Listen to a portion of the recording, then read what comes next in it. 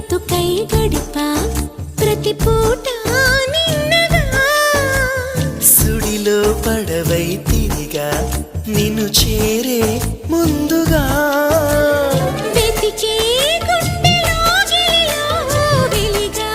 చైత్ర పాఠ్యమిలా మెరిసే కంటి పాపనలో వెలిసా నిత్య పౌర్ణమిలా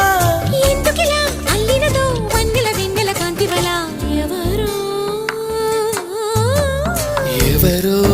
రావాలి అనువాస నేడు